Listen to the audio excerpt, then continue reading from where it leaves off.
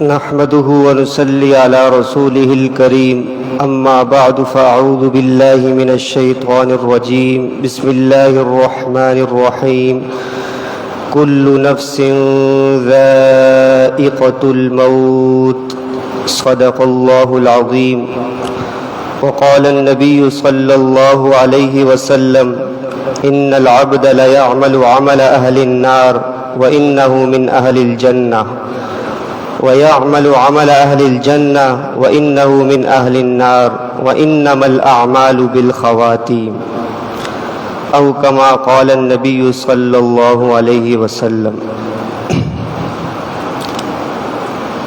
حضرات گرامی، ہر انسان کی خواہش ہوتی ہے کہ وہ دنیا سے اچھی حالت میں جائے اور اس کا خاتمہ اچھا ہو۔ اس کے لیے وہ اعمال صالحہ کا اہتمام بھی کرتا ہے، عبادات میں اضافہ بھی کرتا ہے، اللہ تعالیٰ کے ساتھ تعلق مضبوط بھی کرتا ہے تاکہ میرا انجام اچھا ہو، میرا خاتمہ اچھا ہو۔ دنیاوی امور میں بھی یہ مسلمہ اصول ہے کہ اعتبار اختتام کا ہوتا ہے۔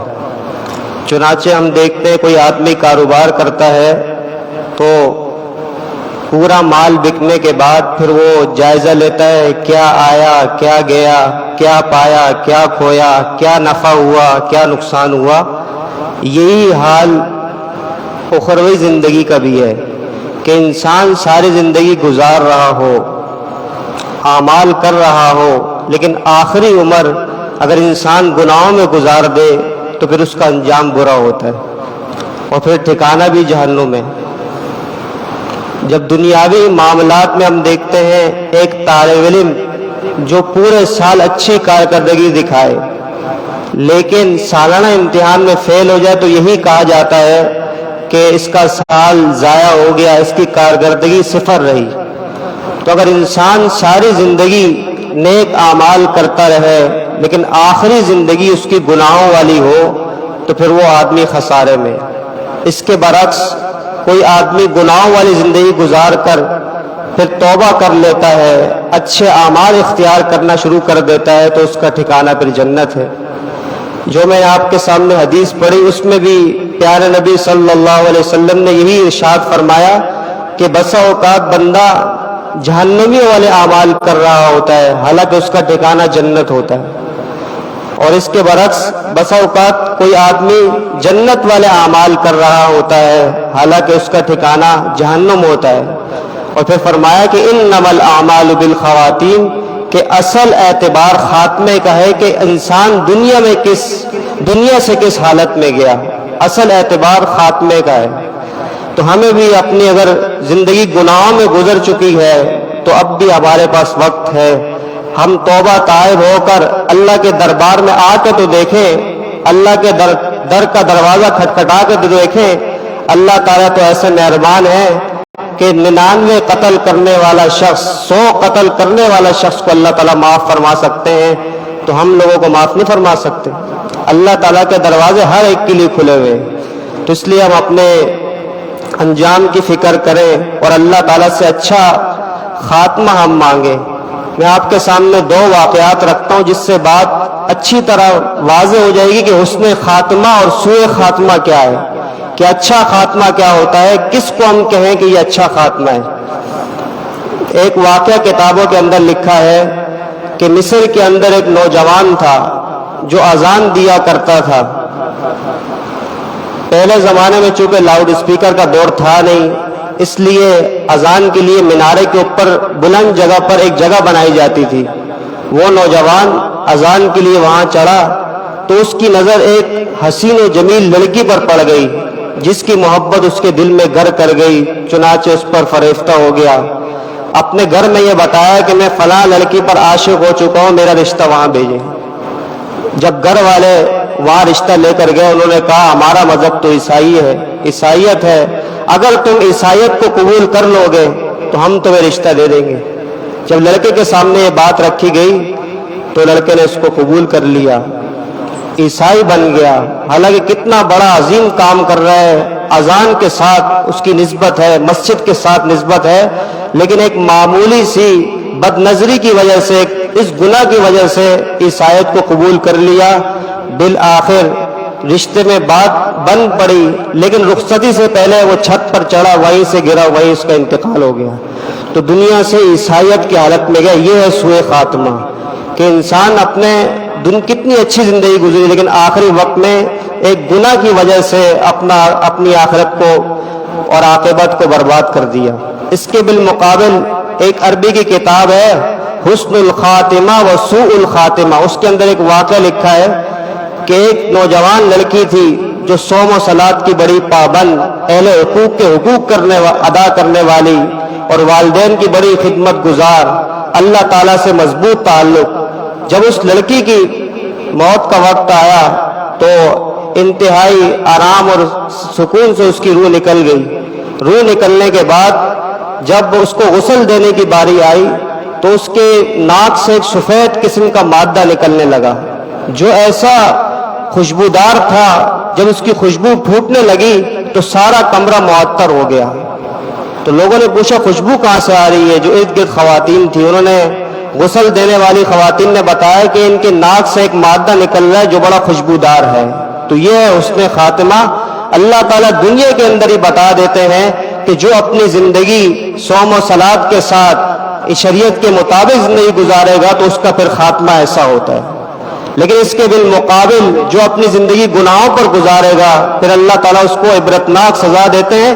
نہ صرف عبرتناک سزا بلکہ دنیا میں بھی اس کو عبرت بنا دیتے ہیں لوگوں کے لیے۔ اب میں آپ کے سامنے چند وہ اعمال رکھتا ہوں جن کے بارے میں علماء نے لکھا ہے کہ اگر جو آدمی ان اعمال کو اختیار کرے گا تو امید ہے کہ اللہ تعالیٰ اس کا انجام بہتر بنا دیں گے۔ جن میں سب سے پہلا عمل ہے کہ ہم نیک اعمال کی پابندی کریں۔ کس شرط کے ساتھ؟ ایمان، اخلاص اور استقامت و ثابت قدمی کے ساتھ۔ جو آدمی بھی نیک اعمال، ایمان، استقامت اور ثابت قدمی کے ساتھ کرے گا تو اللہ تعالیٰ اس شخص کا انجام بہتر بنا دیں گے۔ اور اس کے لیے چند اعمال قرآن و حدیث میں ذکر کیے ہیں، ساتھ میں ان اعمال کا بھی اہتمام کریں، جن میں سب سے پہلا عمل کہ بھوکوں کو کھانا کھلائیں۔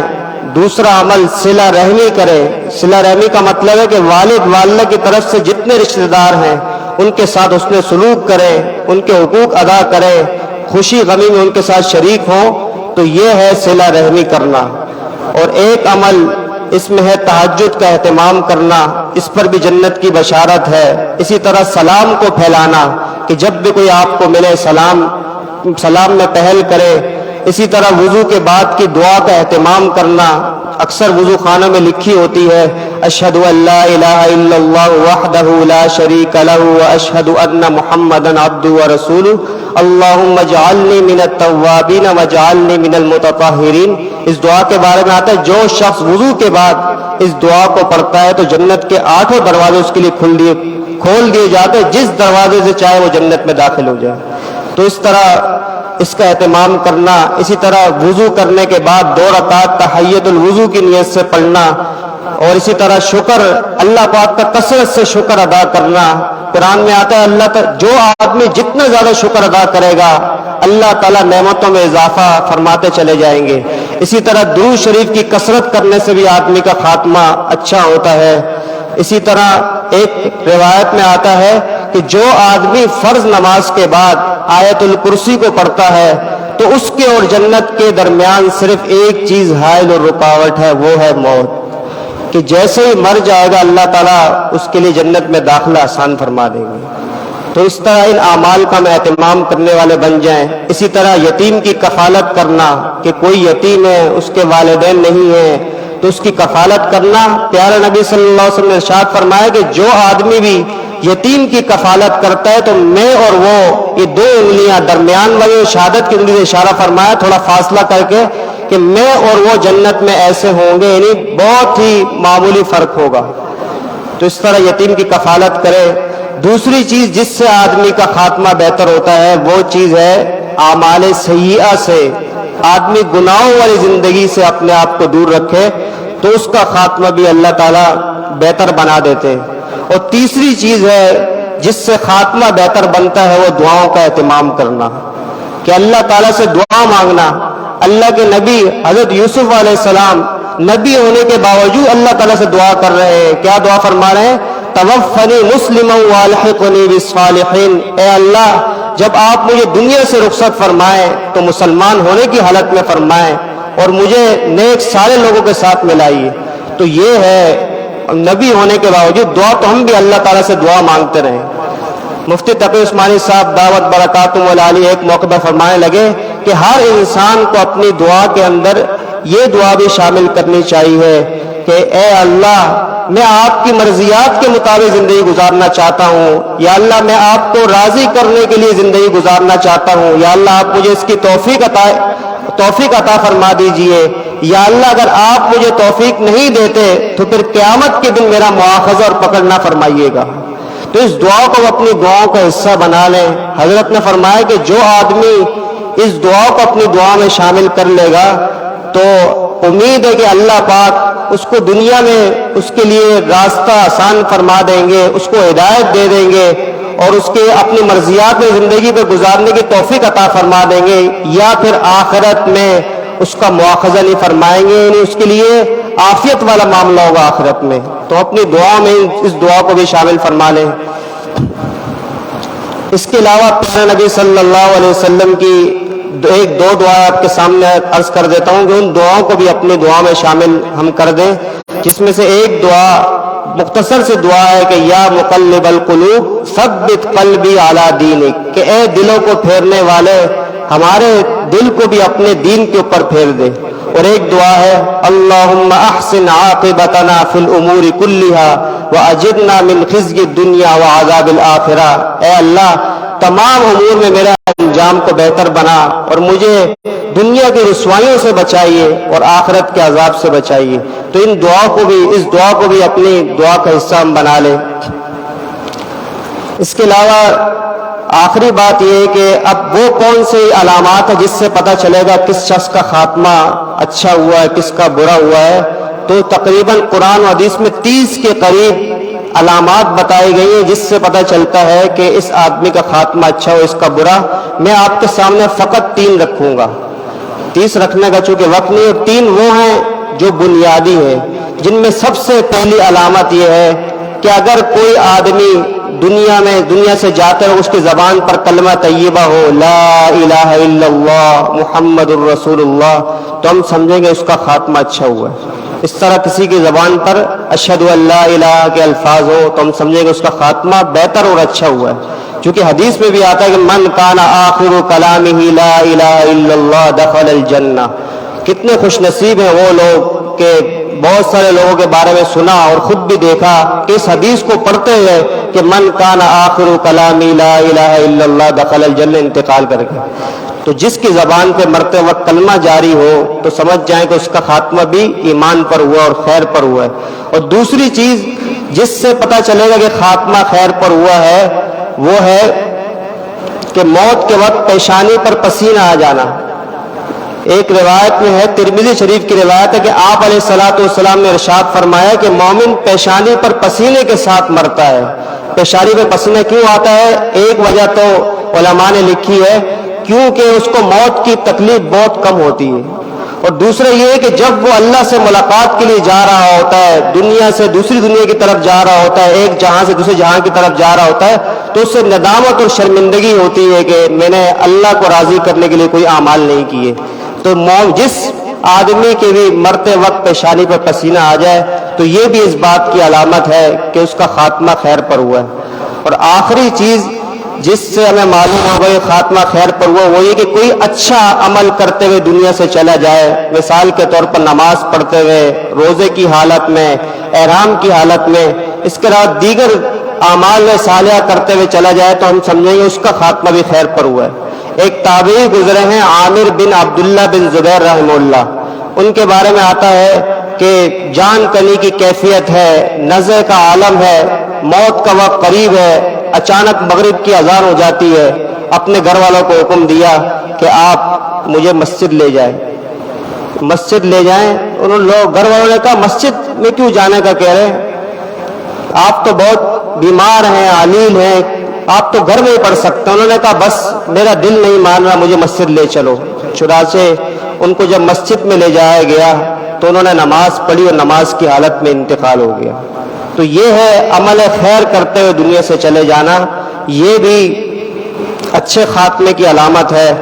تو آخری گزارش یہ کرنی ہے، کیونکہ رمضان مبارک کا مہینہ ہے، ماشاءاللہ مسجد میں ہر طرف رونقیں ہی رونقیں ہیں، بہاریں ہی بہاریں ہیں، لیکن کیا وجہ ہے کہ رمضان مبارک کے بعد یہ بہاریں نظر نہیں آتی؟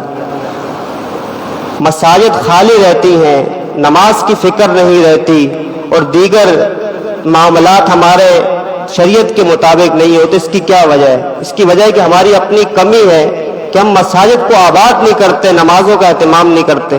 حالانکہ نماز تو وہ عبادت ہے جس کی شریعت میں بڑی اہمیت ہے۔ پیارے نبی صلی اللہ علیہ وسلم کو معراج کے موقع پر یہ تحفہ ملا، اور آپ علیہ الصلوۃ والسلام دنیا سے رخصت ہو رہے ہیں، دنیا سے پردہ فرما رہے ہیں، آپ کی زبان پر یہی الفاظ ہیں کہ الصلاۃ، کہ نماز کی وصیت کر رہے ہیں۔